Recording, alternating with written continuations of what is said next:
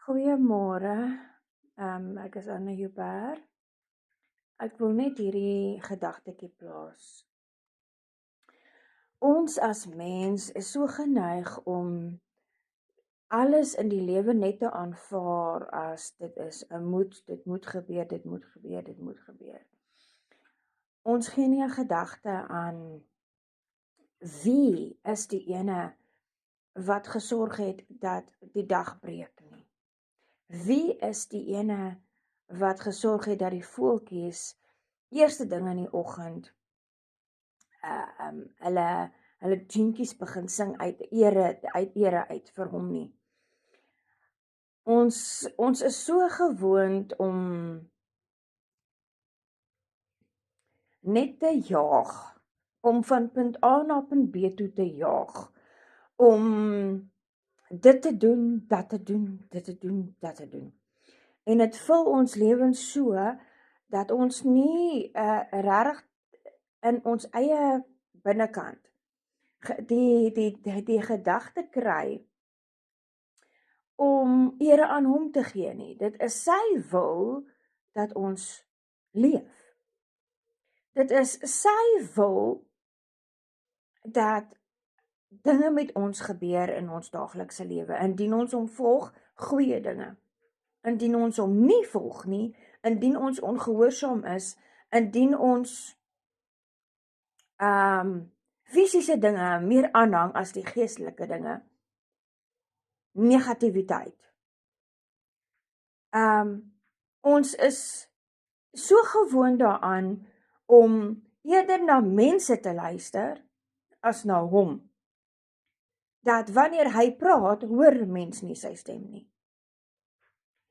En omdat ons nie hom dankie sê vir die lug, vir die bome, vir die sonskyn, vir die wind, vir die wolke, vir medemense, vir gras, vir insekte, vir plante, vir diere.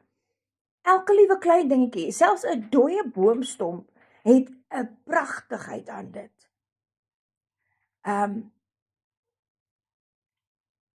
Alles is deur hom gegee.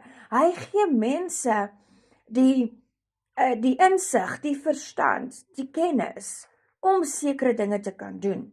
Dit kom nie uit hulle eie uit nie, want die woord sê ons as mens is nietig. Ons is niks. Ons is stof. Dis deur hom wat hy ons die krag gee om dinge te kan doen. Dis sy wysheid binne, sy kennis binne, sy alwetendheid binne, wat hy vir ons as mens die krag, die wysheid, die insig, wat ook al gee, om te kan doen wat ons doen. Sonder hom sou niemand kon lees nie. Sonder hom sou niemand kon hoor nie. Sonder hom sou niemand kon praat nie. Sonder hom sou niemand kon loop nie. Sonder hom sou niemand enige take kon uitvoer nie. Want hy is die ene wat die liggaam aan die gang hou. Nie die mens nie. As hy besluit, vandag is jou laaste dag, is dit kubai met jou as mens. Maar as hy besluit, hy gee genade, jy kan maar nog 'n dagie geniet. Hoe gaan ons dit geniet? Deur wêrelds te wees, mekaar te beskinder, mekaar te kwaad te praat oor mekaar te bespreek, mekaar kwaad te maak, te drink, so erg te drink dat dit 'n bakleierery afgee, seksuele sondes te pleeg wat die woord sê moenie doen nie. Wat doen ons met dit wat hy ons elke dag gee? Wat doen ons daarmee? Doen ons dit in sy wil? Spandeer ons dag in sy wil? Of praat ons kwaad oor ander mense? Of maak ons ander se naam sleg? Of doen ons dinge wat ander mense sal seermaak en hulle name sal sleg maak. As sy gesalfdes, as sy disippels, as sy volgelinge, as wedergebore kinders van Jahweh, as Christene. Wat doen ons met dit wat hy ons gegee het? Elke dag wat hy ons gee. Wat doen ons daarmee? Gebruik ons dit ten goeie? Of laat ons die duiwel toe? Omdat ons binnekant nie 100% rein, heilig en skoon is nie. Om ons te manipuleer. Om 'n werktuig te word om ander seer te maak. Ander se name te beswadder. Deur na die mense toe te loop, deur met hulle kontak te maak, op welke maniere? Of op die internet te sit, sodat almal kan sien.